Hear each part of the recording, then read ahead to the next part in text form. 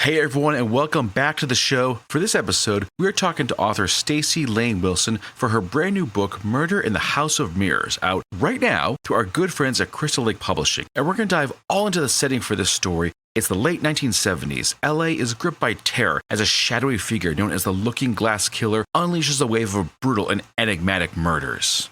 We'll also talk with Staci about the decisions she's made throughout her writing career, as well as the different paths you can take to make money with writing. Citywide Blackout starts right now. Welcome to Citywide Blackout, the place where writers, musicians, and creators from cities all over the world come to hang out, dive into their works, peel back the curtain on their creative process, and provide knowledgeable, actionable insight that you can apply to your own creative masterpieces. With decades of journalism, media, and entertainment industry experience, your hosts Max Bowen and Curtis Hughes provide fun, informative, and sometimes outrageously bizarre interviews that will keep you enlightened and entertained with a few F-bombs thrown in for emphasis. So put up your feet, grab a beverage, and let's go.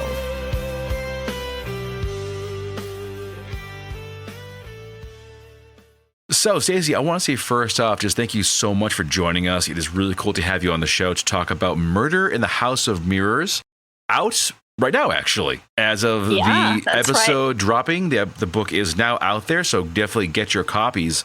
But I want to just talk by, have you walk us through just what this book is all about? Well, there are many different facets to it, but I was inspired by being a Gen Xer who grew up in the golden age of serial killers in Los Angeles. So that's when it's set. It's set in the late 1970s, and it's about a serial killer who's kind of finding himself in competition with the Hillside Stranglers and one other killer, the Sunset Strip Slasher, which is made up. And back then, people did not know that it was two Hillside Stranglers. They thought it was just one person until they actually caught them. So I kind of just grew up with that sort of always in the back of my mind. And it was scary, as a young girl, all these serial killers slashing their way through Los Angeles. And actually a good friend of mine from school, her cousin was one of the victims of the Hillside Stranglers. So, to have that kind of touch so close to home was something that always stayed with me. So I felt like I exorcised a few demons writing this novel. Oh, literal demons or metaphorical demons? Well, you have to read the book to find out. Exactly. Exactly. What happened, though, that made you want to do a book about this? Because like you said, you kind of grew up with this, I guess, kind of atmosphere of serial killers. So when it came time to write, what made you think, yes, this is my topic here? Oh, absolutely. I've always been like a true crime fan. My mom actually was too, and she read all the Anne Rule books. And so I read them too after she was done with them. And nothing was really censored in my life. That's how kids were raised back then. We just kind of had access to everything. So it was kind of fun for me to jump into that world in a fictional sense and just kind of go back to that place. I always feel like writing something that's grounded in reality or that's germinated from some real memory just is a more satisfying thing to write and hopefully to read. How about developing the different serial killer characters in this book? Because you've got a few here. Was this mostly based on the real things, or did you say no, totally fictitious? Oh, my guy is fictitious completely, but there's always there's a psychopathy to these people, the way they think. I've always found this psychological ramifications the most interesting aspect of it all. In fact, I read a really interesting book last year, nonfiction, which the title is escaping me right now, but it was about why so many serial killers emerged in the late 60s and throughout the 70s. And it's because there was a lot of lead poisoning in the air. There were smelters and so many factories that sprang up, especially in the Pacific Northwest, which is where a lot of them were from. So I just thought that was really interesting. I don't go into that in my book, but I just love all the elements that can come together to make a story like this. And it was really fun for me to invent the characters as well, because I also have the killer's girlfriend who knows what's going on, but she's not a party to it. I mean, he kind of drags her into it and she doesn't want to be a part of it, but she's kind of bound to him through reasons that readers will find out when they check out the book, because I don't reveal it right away. But I also have a a police officer. So it's a bit of a procedural as well. There's, like I said, a lot of facets to it. What went into the development of Detective Marcy Ann and her other investigations that she goes through? Well, a lot of it was just research, and I've always found the procedurals interesting. And also going back to the 1970s before DNA, and there was very few tools at their disposal. Even there wasn't even like a CODIS, basically that was in its infancy. So I just thought that was really interesting to play with too. And that's really my favorite era for everything: movies, music, books, finding out more about how the police had to work in almost like in a vacuum, because the different precincts didn't really even communicate with each other. So there was the Los Angeles Sheriff's Department and the police department who were kind of in competition with each other, which kind of facilitated a lot of crimes because they wouldn't communicate with each other. So you kind of had one precinct keeping all of its clues to itself and not cooperating with the other. So I thought that was a pretty interesting aspect to it as well.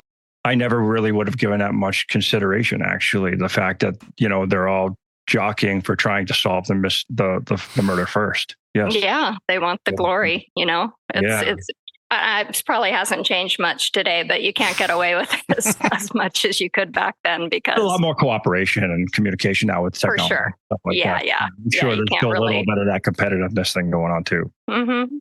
So what about Tia and how she became the accomplice for the Looking Glass Killer? I'm interested in knowing more about that.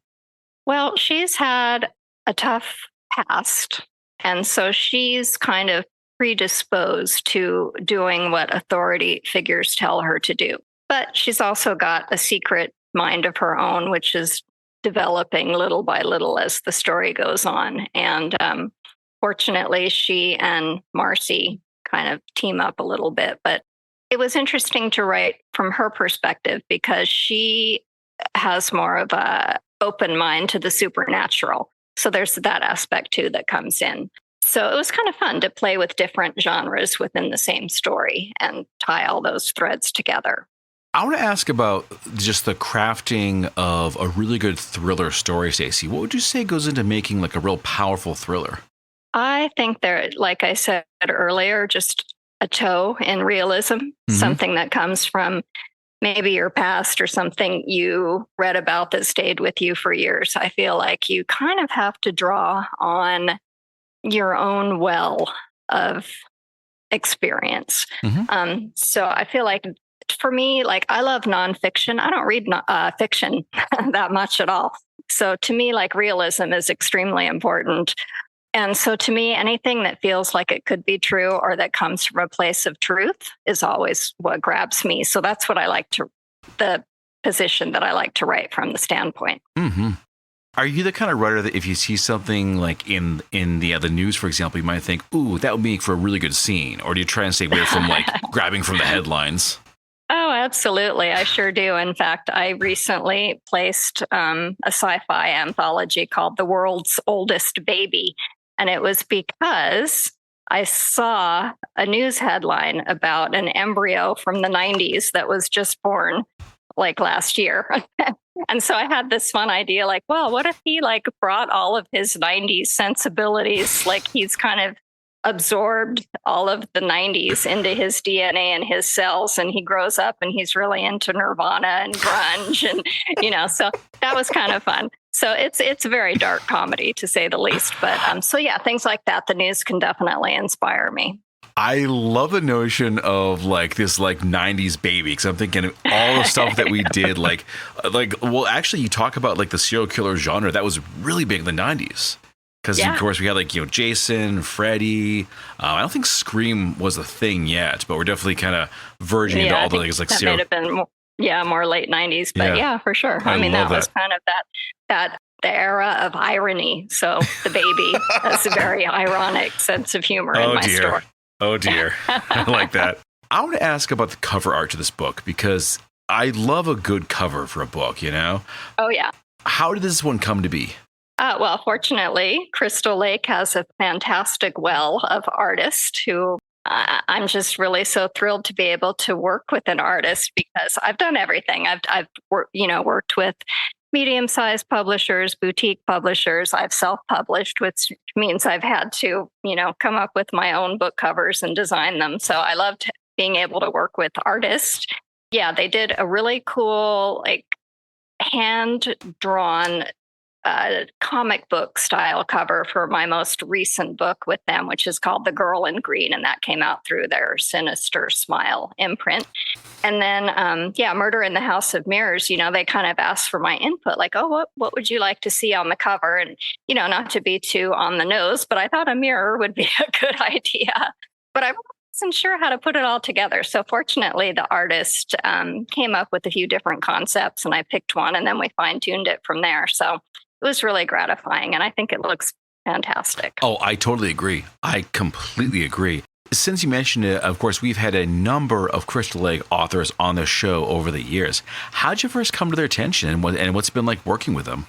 Well, I've been aware of them for longer than they've been aware of me, I'm sure. But I remember when they first came out, and I was just really impressed by not only Joe's enthusiasm, but his acumen and how he continues to evolve the company and how he truly cares about the readers, which I think is often overlooked by some publishers. They just kind of throw things out there and hope for the best or figure, oh, well, we don't have to do much, but they really do. And it's not because, I don't feel like it's because they feel like they have to, or it's a job, or it's a grind. I can really feel the enthusiasm and the love from everybody at Crystal Lake. So I'm so thrilled to have connected with them. And so here I am with my first 2 books out with them, and hopefully there'll be more.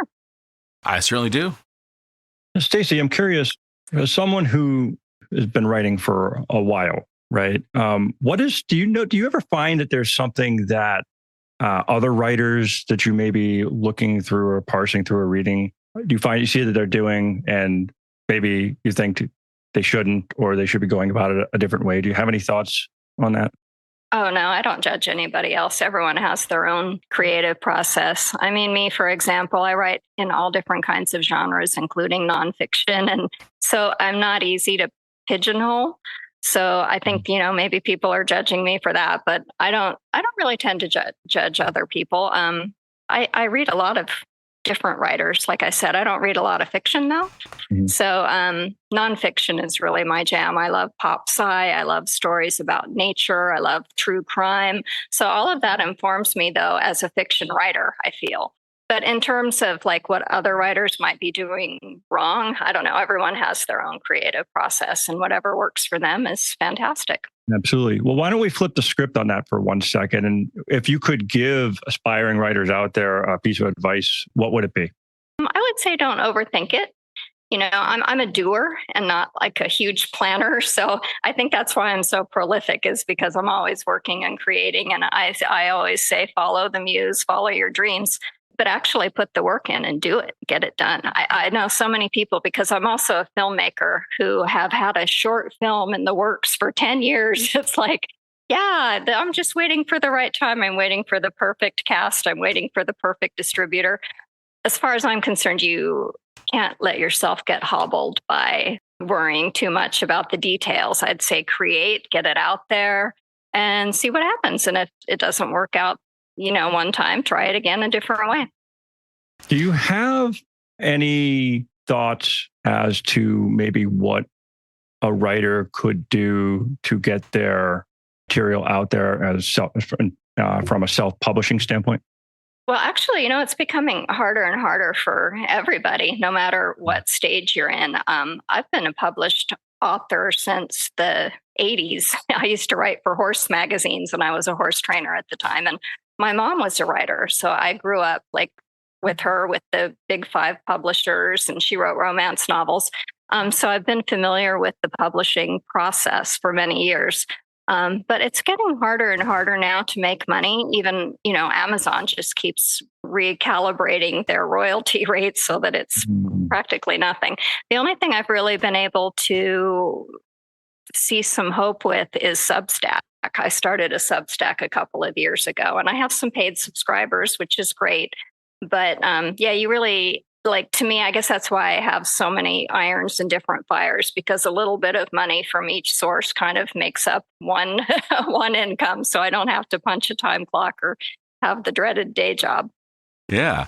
I want to ask a bit about release plans, because as I mentioned earlier, as you're listening to this episode, folks, the book is out, is now available. So, Staci, do you have a plan you go through when it comes to releasing your books, getting the book out there?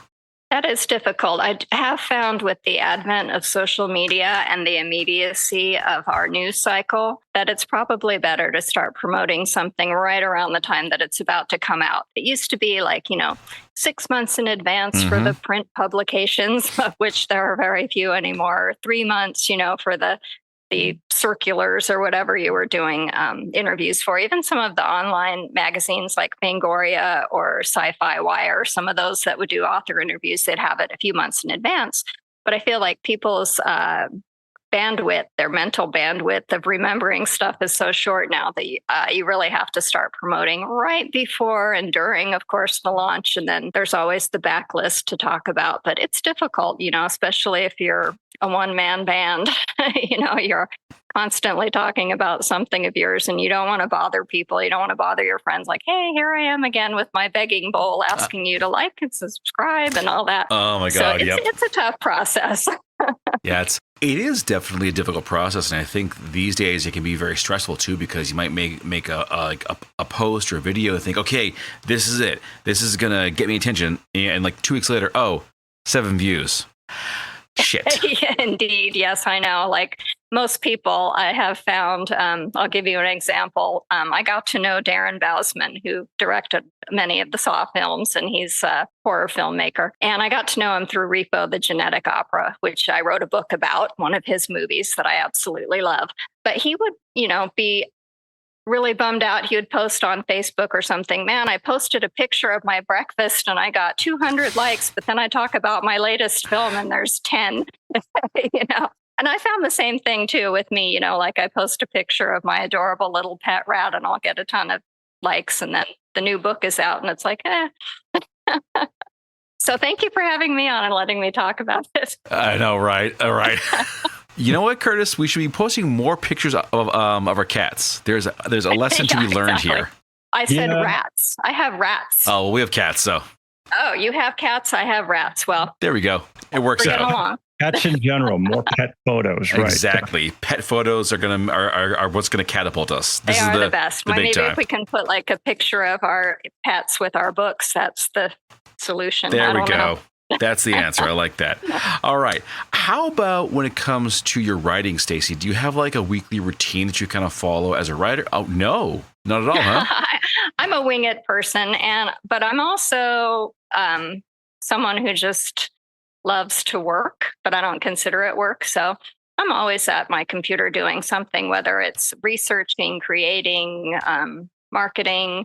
Yeah, I love to be at my computer doing something. For instance, right now I'm making a documentary about my mom's life, who was a writer, and she was the editor of Confidential magazine, which was a big gossip, publication back in the day. So I'm making a documentary about her life, and no one asked me to, but but I'm doing it because I love to create. And one of the things I enjoy most about getting stuff out there is to entertain and educate people. So even if it's fiction, I'm hoping that people will find something fascinating that they want to learn more about.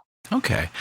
Since you mentioned this a couple of times, I want to ask, your mother being an artist herself, did that really influence you and kind of put you on that path to becoming a writer and also filmmaker? Oh, it sure did. Yeah, I have to say both of my parents were in the entertainment industry and self-employed. So that's how I grew up. I never really wanted a day job. I had a couple of them like in the 80s and 90s, but I've been self-employed since 2000. So for 25 years, it's been, self-sustaining person. And that's just how I am. And I think also that's probably part of my generation too. Gen X is very independent. And we kind of grew up as latchkey kids, so to speak. I mean, my parents didn't have day jobs either, but I was all, home alone a lot, just kind of doing my own thing. But I was always encouraged to read, learn, watch movies, educate myself.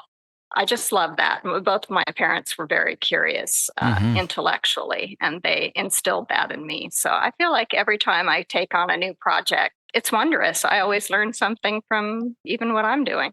I like that. I like that. Yeah, Staci, so we touched earlier a little bit about having multiple pathways for streams of income in order to kind of just sustain yourself and to not necessarily make it in writing, but to just kind of keep it going. Mm-hmm. In that vein, though, since you have been someone who's been an entrepreneur and self-employed for the past 25 years, what are some of the things that folks now should be looking at should they want to follow that same path as you, being independent writer, having it sustain themselves? Yeah, well, I think you have to be very adaptable and willing to alter course, change horses in midstream, as it were. So I've always been like that. And I think it's also important to foster friendships. I don't really consider it networking, but if you have true friends and you support each other, they'll remember you down the line. I'll remember them down the line. You know, I recently recommended a good friend of mine for a job hosting a talk show, and I worked with her, gosh, I want to say in 2005, but I never forgot how good she was. And when another colleague asked me, hey, do you know anybody that could take this over? And I said, oh yeah, immediately came up with her name. So I think it's always good to have friends and support each other. And I think that always kind of just comes back around. It's almost, I guess, karmic. When you look back at your career that you've had so far, was there any sort of decisions that you made where you maybe have thought, maybe I could have done that just a little bit differently? Or was it always like 100%, I don't care what the decision is, I'm just going to do it and whatever happens, happens? You really can't agonize over the might have beens or go back in time. I mean, to me, I'm always looking at 3 steps ahead. I love what I'm doing right now, but you know, I've always got something else to look forward to. In fact, that's kind of my motto in life, always have something to look forward to. So once you've finished one project, you move on to the next. And I always feel like everything in life is a stepping stone to get across that raging river. Staci, I want to ask about working with like editors or book review groups, things like that. I imagine you've had your fair share of both for your different books over the years. But what would you say are some of the benefits to having that kind of second set of eyes on your work? It's a major benefit. Personally, I can never find my own typos. It's like, how does that happen? You know, it's like the minute you hit send and then you look at it one more time and you're like, oh my God, how did I let this get out?